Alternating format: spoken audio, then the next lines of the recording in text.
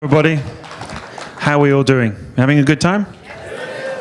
Good. Isn't it wonderful? I love this place, Austin. I've never been to the city before last year's Grand Prix, but I fell in love with it immediately. And this coming back for the second year is even better. And I have to say, all the people that work in Formula One, you know, it seems like a very glamorous life, and it is a very glamorous life in some ways, but it's also, you know, there's some pretty hard yards to be done as well. I mean, going to India, for example, for the Grand Prix is pretty tough. You know, godforsaken places like this circuit in Korea, which is in the middle of nowhere. And so it's, you know, there's nothing glamorous about some of these places, but we come here and everybody just immediately warms to the place. I love the whole Keep Austin Weird thing, the bars, the restaurants, everything's cool. And of course the racetrack is fantastic, isn't it? I mean, finally Formula One has found a home in America that is, I mean, not just good, it's absolutely outstanding, and it's got a combination of some of the iconic corners from circuits around the world. I love that fast sequence of S's in the first part of the lap. Very similar to Silverstone's, Beckett's and Maggot's complex, and that uphill turn one, which is a bit like the old Ring in Austria. And you know, Tavo Helmond, who brought the race here, he's carrying around in his pocket a piece of paper, which is the original drawing that he did, I think with Kevin Schwantz, the bike racer, for what would be the ultimate track that they could build on that piece of land. And of course, you know, he ended up getting bounced out of the whole deal. And although he did get apparently paid $10 million to go away, which has softened the blow a little bit. But Bernie Ecclestone, of course, if you speak to Bernie, he would tell you that he, of course, drew the circuit on the back of a napkin. And it was his idea to have these corners in there. Everybody's claiming credit for it, and that's always a good sign because it means it's a wonderful racetrack. Interestingly today, and I know, how many of you were at the qualifying today? Were you, most of you there? Yeah. Did you, I mean, you're sitting in the stands, right? So presumably you felt the wind suddenly getting up, right?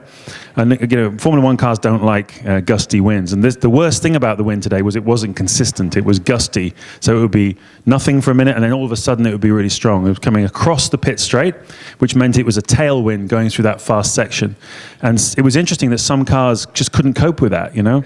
Obviously the Red Bulls can cope with anything. You could have a meteorite shower and they'd still get the first two times, you know.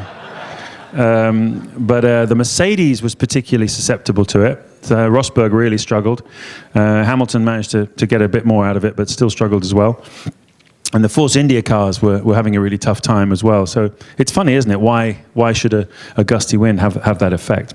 Anyway, such is life. So, what are we doing this evening? Well, it's always a pleasure to see you all. And I think Barry pointed out to me that this is the 20th year that I have hosted an event for Grand Prix Tours at a Formula One, which is...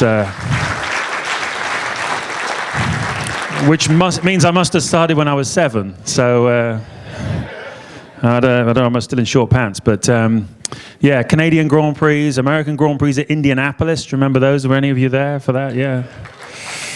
And do you remember when Indianapolis was a real write-off, when he only had 6 cars running, yeah? And then the following year, I hosted an event called Kiss and Make-Up Party, which Ralph Schumacher, a bunch of drivers came along to, and it was an absolutely wonderful, wonderful night. Who was at the Kiss and Make-Up Party in Indianapolis? Anybody here was there? Yeah. So a few of you. Absolutely extraordinary night that was. So yeah, 20 years. It's a long, long time. What are we doing this evening then? We are going to talk about Formula One. I'm very happy to answer any questions you may have when it's just me up here.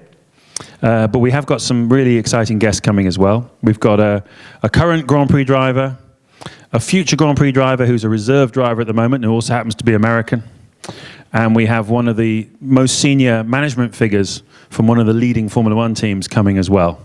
So we've got Guido van der Garde, who is a young driver that I like very, very much. He races for Caterham, and he's very much winning that battle of the small teams at the back. As you can see, qualified 19th ahead of Jules Bianchi, and he's having a really good run at the moment. He's also very funny, because he's Dutch. They're all funny, Dutch people. And although I'm reliably informed he doesn't smoke cannabis, unlike everybody else that comes from Holland. But he's still funny anyway.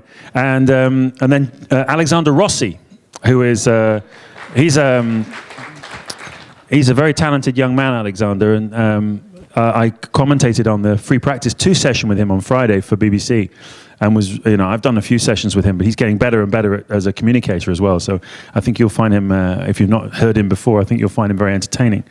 And then we'll have Sam Michael, who is essentially the deputy team principal of McLaren. He's the sporting director of McLaren. He was, of course, for many years the technical director at Williams when they were winning races with BMW, with Montoya. So he worked with some very exciting drivers, and he'll be coming along later as well. Are they here already, are they? Oh, cool. All right then. Well, we've got our first 2 guests who I was just giving the big billing to. So let's get them up on stage then. From the Caterham team, Guido van der Garde and Alexander Rossi.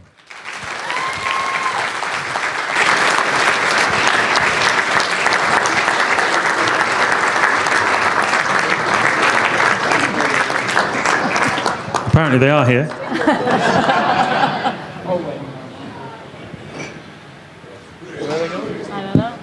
Are they here or not? Are they making it up? There's 2 cardboard cutouts about to be carried into the hall. While we're working out whether they're here or not, let me just make a couple of observations about qualifying today. Mark Webber, second fastest. The margin was, 3/1000ths of a second behind Sebastian Vettel.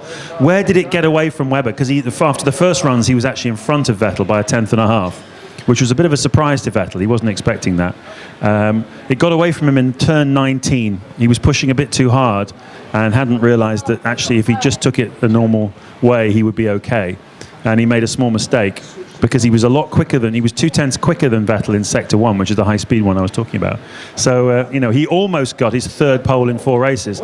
And I think Mark is a tremendous guy, and obviously he's been a great racing driver in Formula 1 over the last 12 years or so. But, I mean, how fantastic to decide you're going to leave the sport and you want to go out with your head held high, to be competitive like he is at the moment against Vettel, who is absolutely on fire at the moment. There's no question. It's incredible how good he's become. So hats off to Mark Webber, for being that close. Yeah, just I really, straight down here.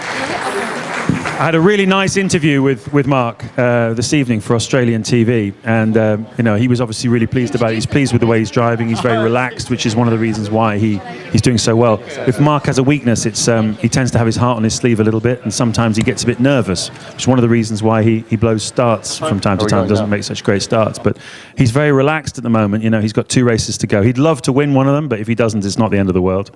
And so yeah, I mean, I think he probably has a good chance of winning Brazil more than here, to be honest, because that's his kind of racetrack. So we do now have some Caterham people in the shape of my good friend Guido van der Garde and Alexander Rossi.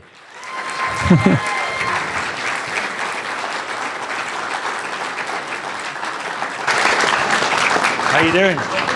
Good to see you. Yeah, I'm okay. Thank you. Alexander. Hello. Hi. Have a seat. Have a seat. So, how's it going, Guido? You're flying at the moment, aren't you? The Flying Dutchman. How about that for a nice cliche?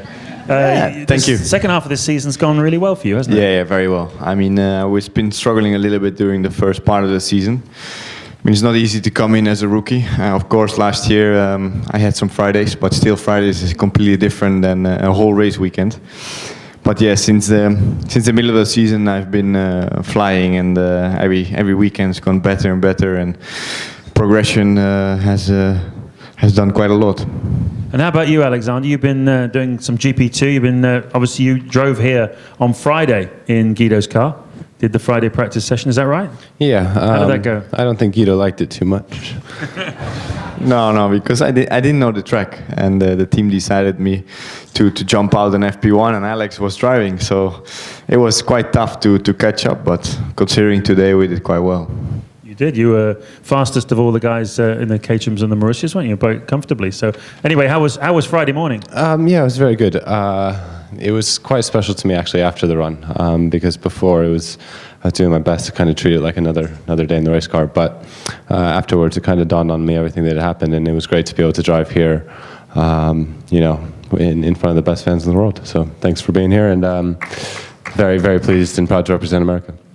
Well, that's fantastic. Let's talk a little bit then about this place. I mean, obviously Austin's a very cool town, as I was just observing. Everybody in Formula One really likes coming here now. It's gone straight in quite high up on people's list of favourites, like Montreal and Melbourne and obviously Singapore. Yeah, we do. I mean, I arrived a bit late because I had to do some simulator. So we arrived on Tuesday. But a lot from the people from the team, they arrived really, really early, and they love this place. They love the way the people are here, the town is, the way they party, they have fun. It's amazing. I mean, yesterday I went to 6th Street and.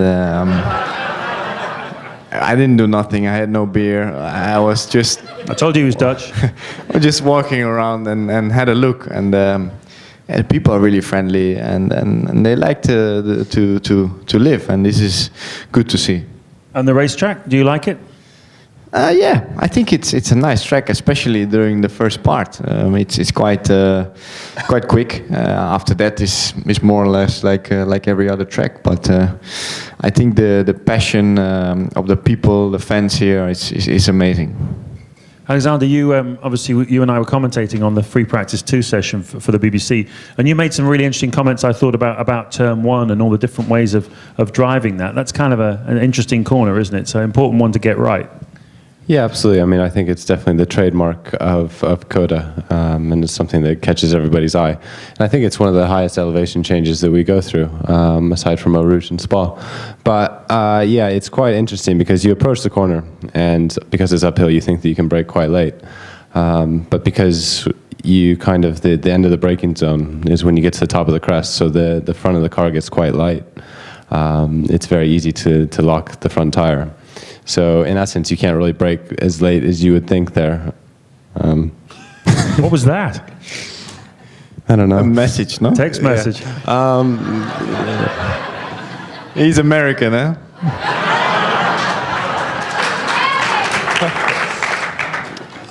So anyways, as I approached turn 1 for the first time, and I went sailing past the corner, and it just was back that way, and I was like, all right. I realized you couldn't brake that late there, but yeah, there's a lot of different lines you can take, and I think the start, Guido will have a very interesting time choosing which kind of area of the track to take, because I think you can fit about 16 cars wide, NASCAR spec into there, but on the way out it's only 2 cars, so it'll be interesting.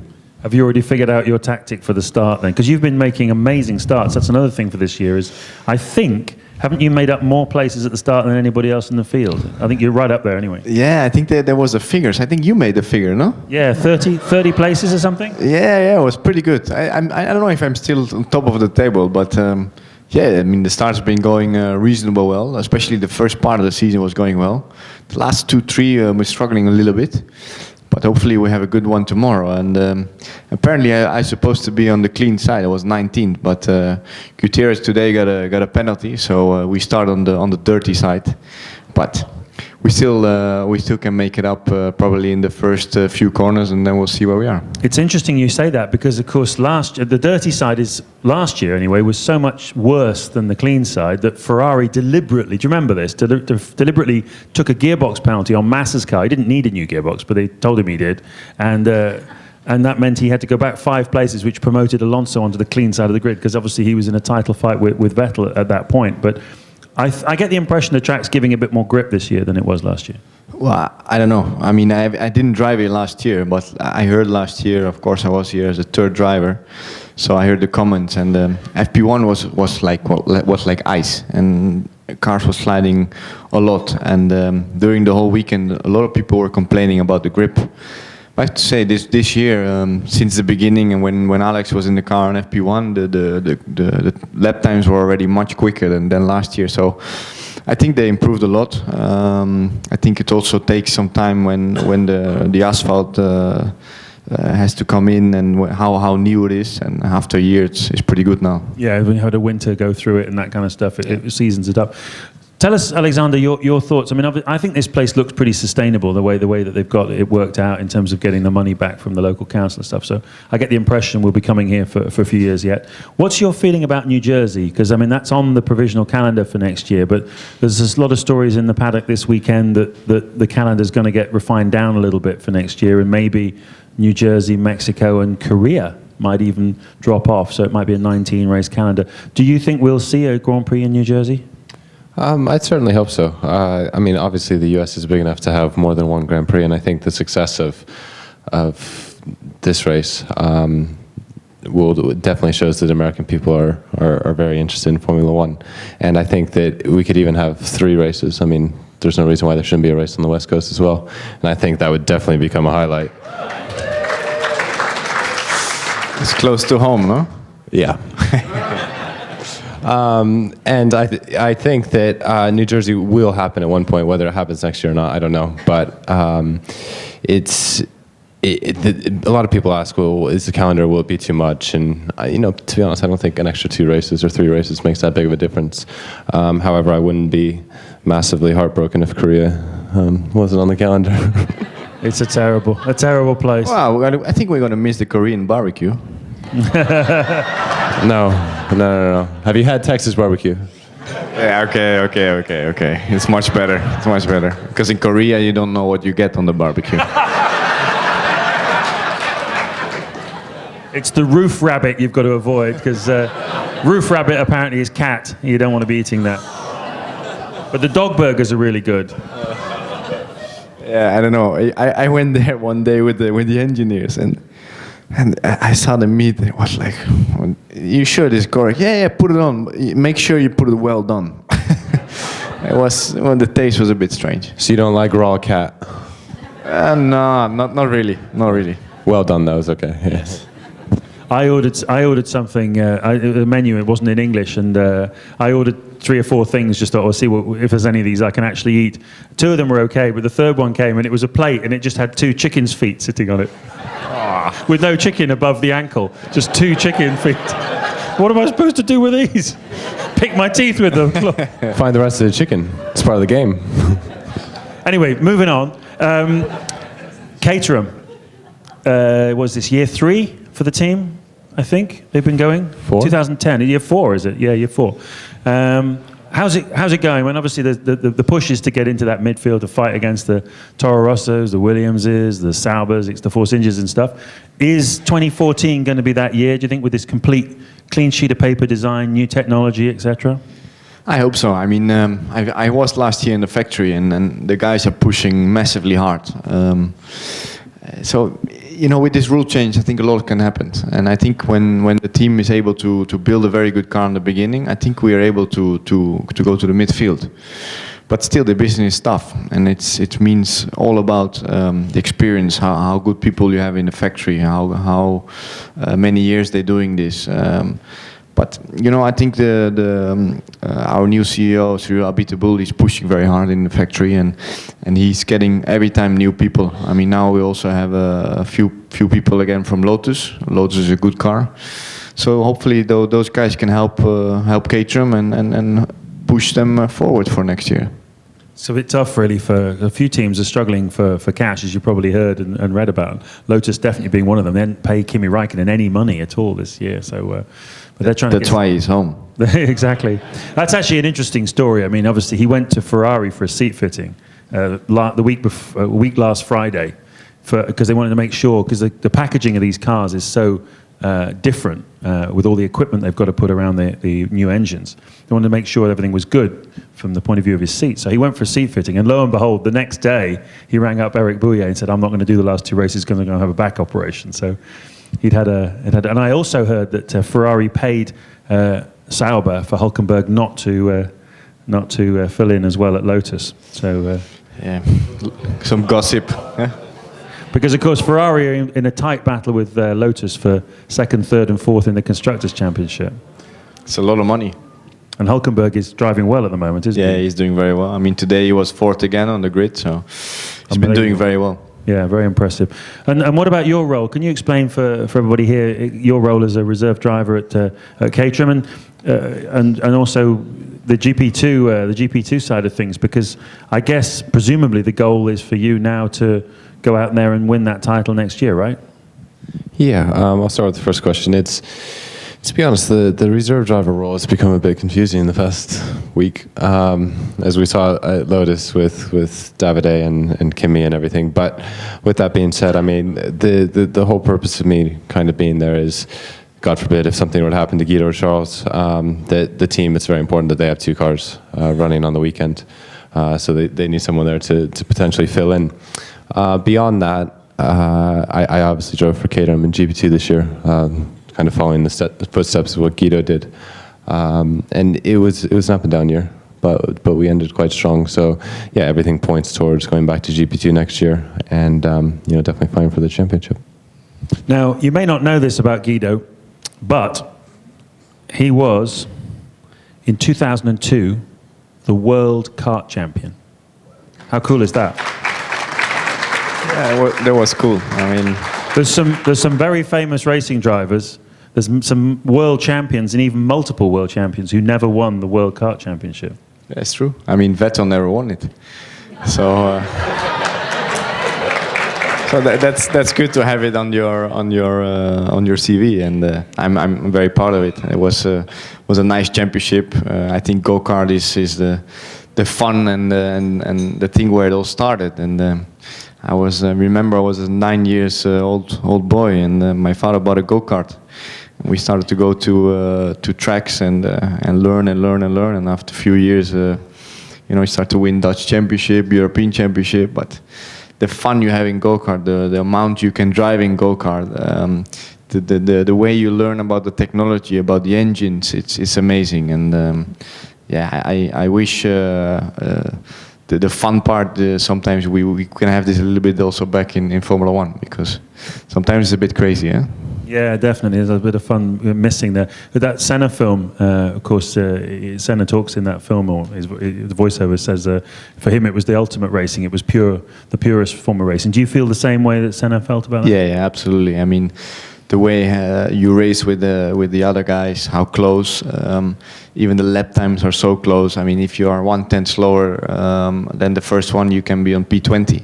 So it's incredibly close, and the way you race, the way you overtake, the way you push the other out, it's amazing. I really loved it. You still do it now? You still do it? Yeah, sometimes, but I'm quite busy, so I don't have a lot of time to do it. But I like to do it a bit in the winter. I did it last winter, only 2 days. But my body cannot handle a lot anymore, because the ribs is killing. It's really killing. You're getting quite old now, aren't you? I start to get bold as well. So. Yeah. How about you, Alexander? Do you still jump in a kart from time to time? No.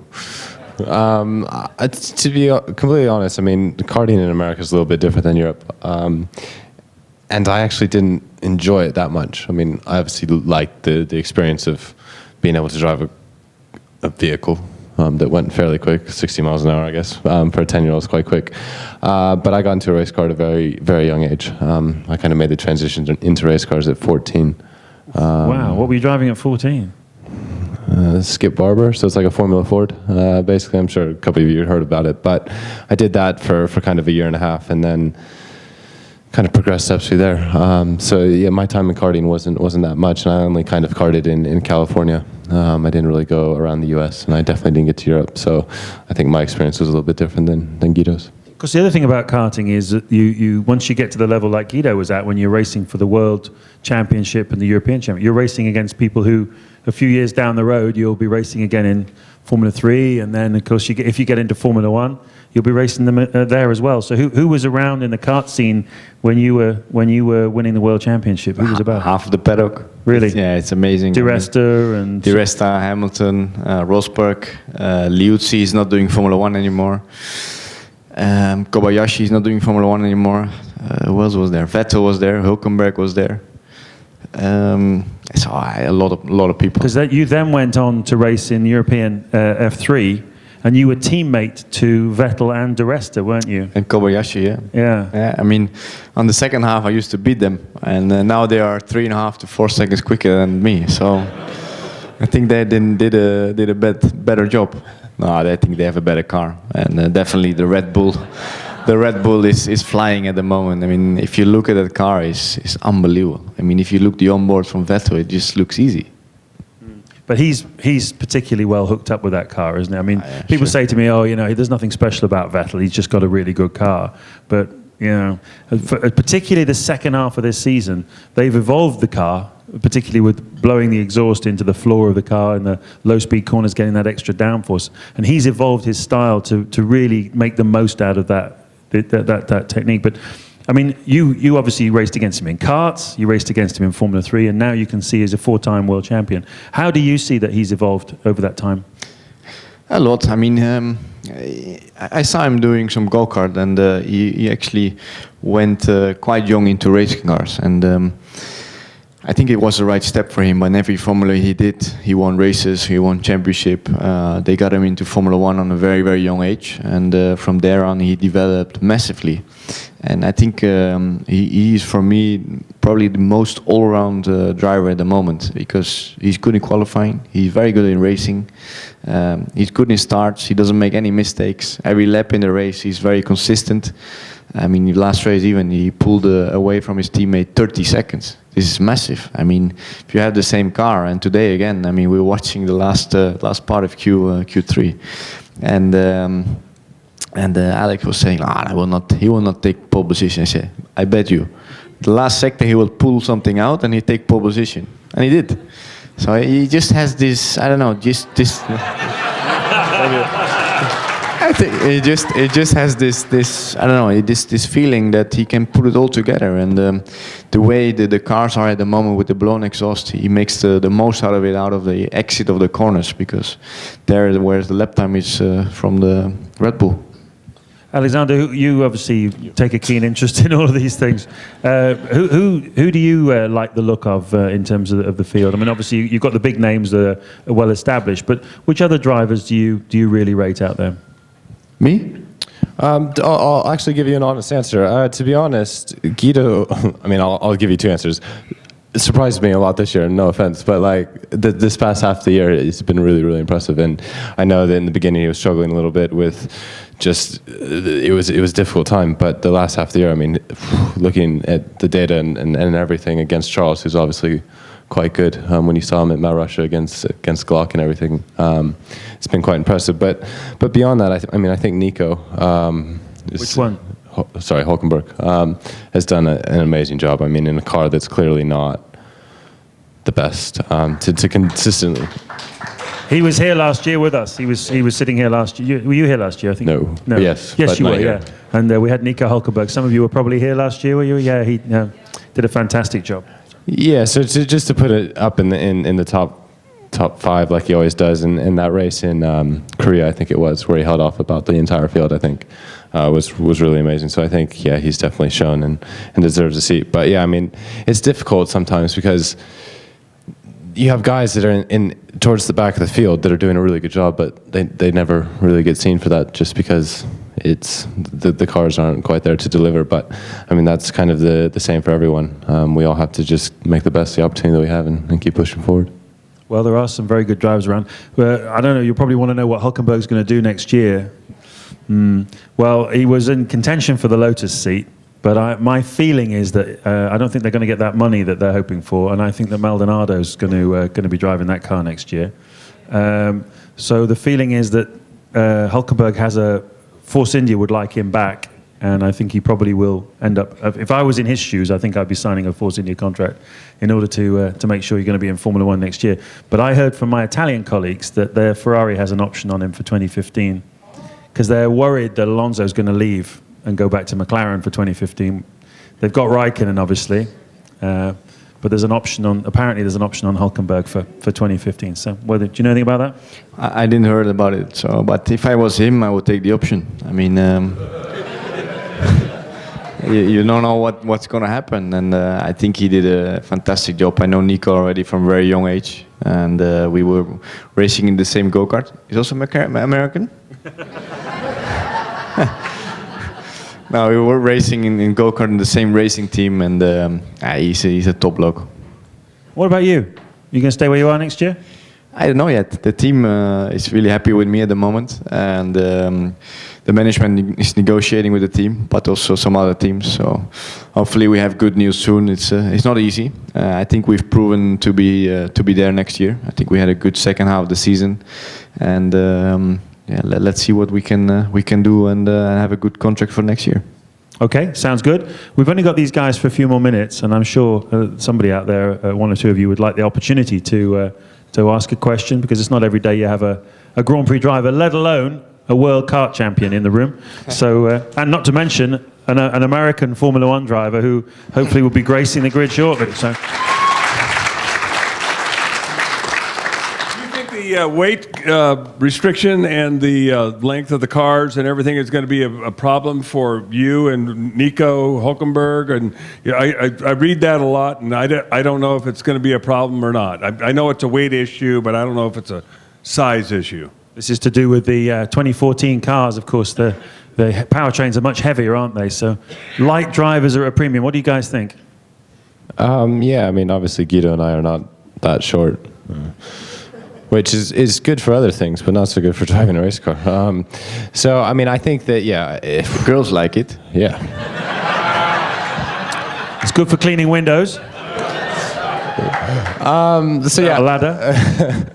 I think weight in Formula One is always a massive priority, and for us, I mean, we have to be very light as it is, and it's quite difficult being as tall as we are. So I think next year it's going to be a definite disadvantage. How big it will be is yet to be quantified. But I mean, it's definitely worth a little bit of time for sure. But I know there's a kind of a petition of sorts going around to try and raise the weight limit, because it's a bit unfair for someone to have an immediate pace disadvantage just because they're tall. So. Yeah, they tried to put the weight to 80 kilos. We have a GPDA meetings with all the drivers, and we try to push it to 80 kilos. I mean, some of the drivers like the Resta, Hulkenberg, they are around that kilogram. So yeah, especially next year. I mean, our car already, Caterham, is quite heavy, and this year we got some updates, and I was overweight, so the team told me you have to lose weight. I was with the helmet, I was 76 kilo, and I lost 3 kilos. But it was very tough. I still have to take care of the diet, what I eat, what I drink, and I had to train different because I had to lose a lot of muscles. But I made it, so the team is happy. We're still on the limit now of the weight, but next year, hopefully, they make the weight limit higher to 80 kilos. Do you think they'll actually do it though? I don't know. We try to push very hard with all the drivers because I think it's fair for everybody. Because the lighter drivers they just have a big advantage with it, and the GPDA is everybody's fully behind that. We can put it to 80 kilos, but well, let's see what happens. Well, there's some salad in the bar just outside if you want. I advise you not to eat any steaks or anything. But anyway, right. Anybody else got a question they'd like to ask Guido and Alexander while they're here? No? Nothing you'd like to know? Don't be shy. Yes. Okay. This lady here. Hi, how are you? I think it was 1 pit stop last year, and I've been hearing 2 this year. Is that from your perspective? Is it better 2, 1? Do you care? Does it matter? I care.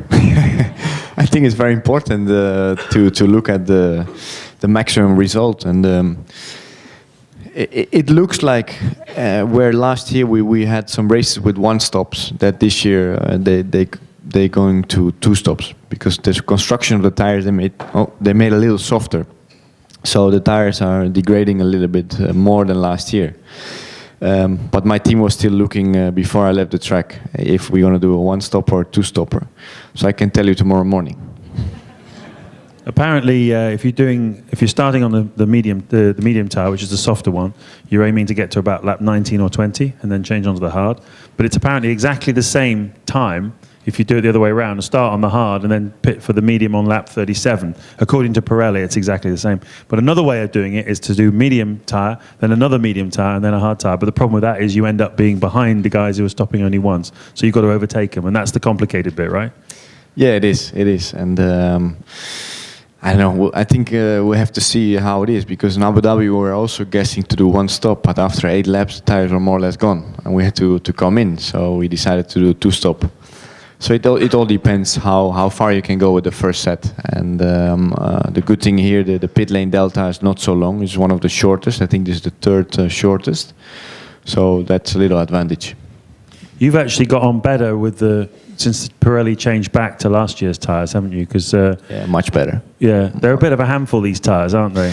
Yeah, a little bit, especially at the beginning. I mean, they had the construction inside of the tires of steel, and they were heating up, and they were not cooling down. And I have a little bit of a aggressive driving style, and I like to take speed into the corners and lean on the tires. And on those tires, you couldn't. And once they changed it in Budapest, the progression went up and up and up. So I'm very happy with the change of the tires, I have to say.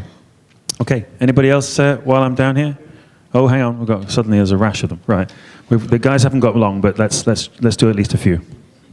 Hi, this is for either of you. With one company seemingly responsible for designing all the new tracks that are popping up, do you feel that they tend to just kind of be the same track over and over? Would you like to see tracks that are designed in the future have much more of the old school vibe to them while still having the safety that is required so you guys can do what you need to do? I agree. I mean, lately the tracks look quite a bit the same. And I mean, we were having a track walk in India, and I really like that track. For me, it was one of the nicest tracks of this season. But they put a double right-hand corner, and we walked there. I said, wow, it would be so nice if they would change it just as a banking, like they have the NASCAR tracks, the oval. Would be really awesome to have that in a track. And of course, the safety is first thing. I think they're doing a very good job on that at the moment. But yeah, sometimes they can do variations of other things. And I think if you look back to a track like Japan, it's very excited. And the first sector, if you have one little mistake, you go off, and even everywhere. So it's there. And now these days, if you push too much on those new tracks, you go off, and you'll go back very easy. So it's like this. But maybe in the future they change it. Yeah, Nigel Mansell was complaining about that. He's the driver's steward this weekend, the 1992 world champion, who obviously came here the year after and won the Champ Car IndyCar series. And hang on, yeah. And he was saying that he can't deal with these new tracks. The fact that the runoff areas are so forgiving for the drivers. He'd much rather have places like Suzuka, as you say. Right. Just in case you ran off without. This is No Shave Month, by the way. Anybody joining me here? This is for American cancer. Am I the only one doing it here, for Christ's sake? I have a question for Alexander. Not a question. I remember 10 years ago, I was at this place called Laguna Seca, and it was a Skip Barber race school there. There was this little kid, and we were in the race, and there was this one kid that, well, he set all kinds of track records there, and he was about this tall. And we all had to find out, who is this person, this young kid that was so quicker than everybody that there was no one in close proximity to whatever he was racing. So I wanted to ask him, how is it, I always wanted, probably 10 years ago, that you were 14, something like that, that he was so quick that I wanted to say on behalf of everybody here that everybody's going to be so proud that what you've achieved, that you were the fastest kid at Skip Barber. I don't think anyone's beat your record. And I think everybody in this room would like to wish you so much success and continue that terrific skills that you've developed.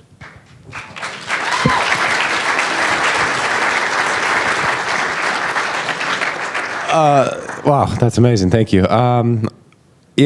Skip Barber was a massively important part and stage in my career. It's when I kind of learned how to drive a race car. And Laguna Seca being quite close to my hometown was where I did all the laps. And I think I was quite a bit lighter than everyone there, so it's probably a bit of an advantage. And yeah, I mean, it's great. I mean, I still stay in touch with 3 of my driver coaches from there, actually. So it's very cool to meet people and see people that I met at such a young age.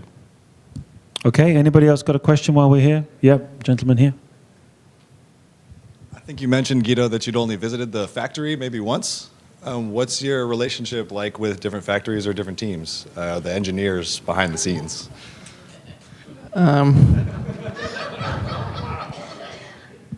It's okay. Only once. No.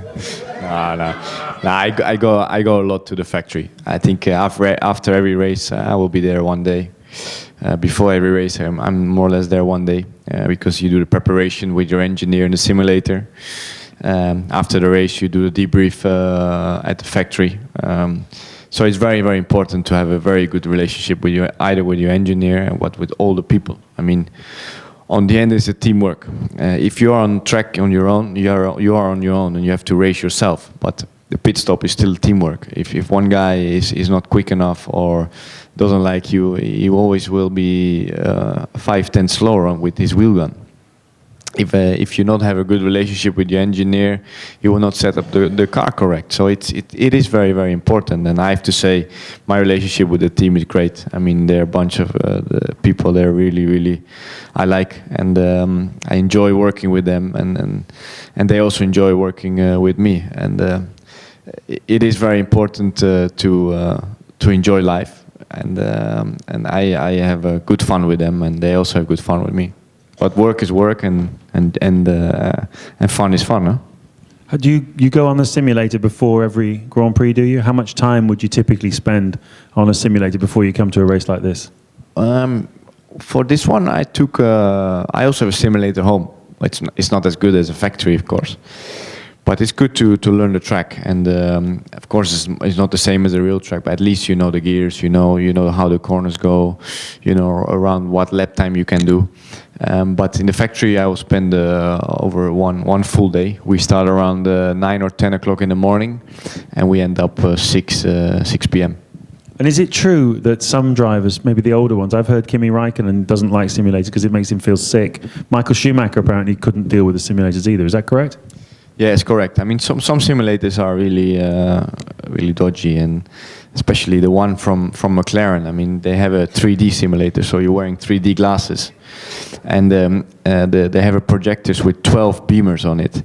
So it's the view and the way the car moves. In the beginning, it's getting a bit confused, and it took me also 2 days to get used to it, because after 3-4 laps you had to go out and nearly throw up. And I mean, it was crazy. I mean, there was one other driver, not Alexander Rossi, what's his name? Woods. Yeah. He threw up in the helmet. He was driving, was like, whoa! And it was, and then it's not easy. But I have to say, the simulator in Caterham is quite good. And I don't get sick. And is it really that accurate? I mean, if you made a small change on the simulator, would it be similar to what you would find here? We push on it. I mean, at the beginning we struggle a lot with to try some stuff on the simulator, some setup changes. But now it's getting better and better. I mean, McLaren is, I think, probably the best simulator out there. But they already experienced for 10 to 12 years, and I think I heard they put already 10 million in.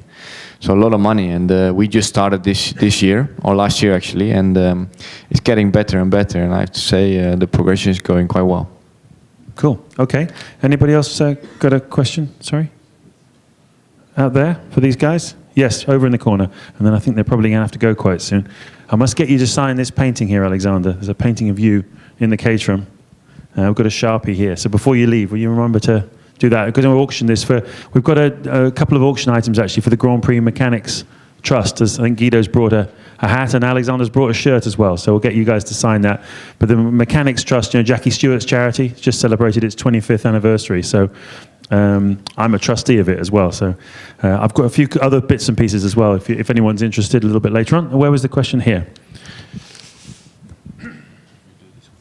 Okay, with all the changes to the rules next year, smaller gas tanks, much more complicated power systems, are we going to see a lot more retirements in races next year?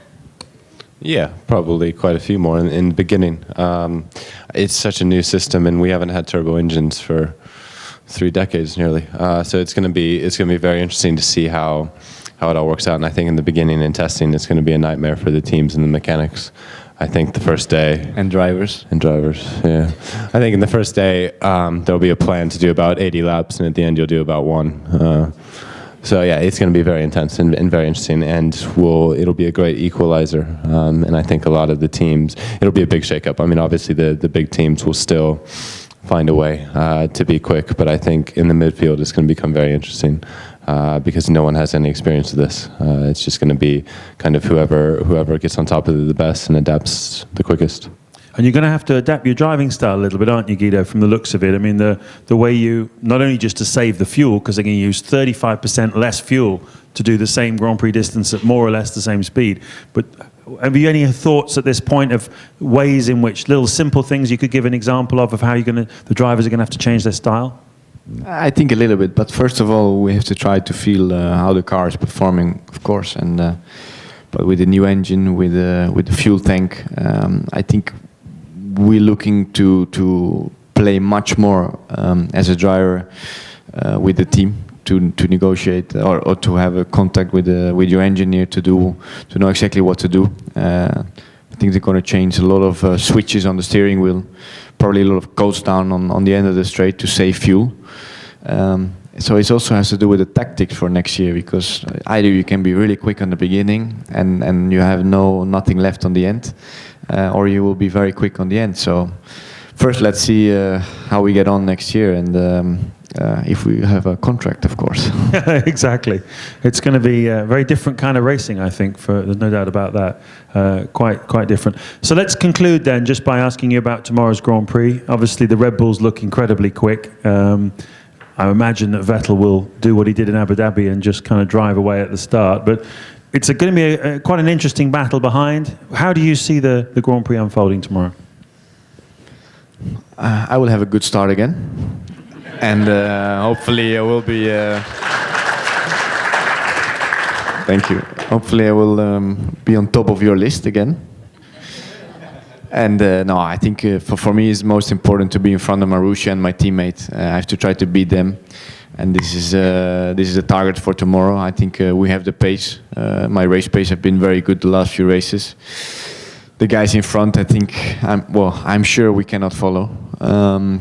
So hopefully there's a big collision in turn one, and we can finish 13 and get our 10th place back in the construction championship. That is, of course, the goal. 2 more races to do it. Alexander, your thoughts on what we'll see? Anything that people should look out for tomorrow in the Grand Prix? No, I don't think so. I mean, I think it's going to be, as you said, I think Red Bull's going to kind of walk away with it. But beyond that, I would expect to see Nico putting up quite a fight. And then obviously Guido's going to get 13th, so it'll all be good. And do you think Alonso can get on the podium from where he is? You know, he always manages to find a way, doesn't he? So I wouldn't be at all surprised. Okay. Well, listen, that's absolutely awesome of you to come along. Can you sign these things as a Sharpie here? We signed it already. Oh, you signed it already? Done. Oh, good man. And could you sign that painting? And Yeah. I'll auction it for... yeah, absolutely. A lot of money. There's a yellow bit here, you could sign it.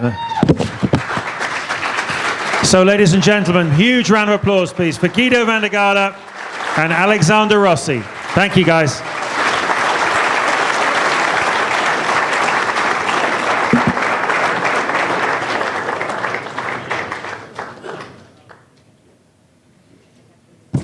Well, that was cool, wasn't it? Thank you very much indeed. Alexander's taking a picture of his own photo painting. Before we move on, there's a very special guest here in the audience. Hands up who's seen the Senna movie. There's a voice, and you'll have heard in that film. It's the only American voice you hear in that film. It's the voice of John Bisignano. Do you remember John Bisignano, from ESPN? He was my predecessor, in fact, as a pit reporter. John Bisignano, ladies and gentlemen.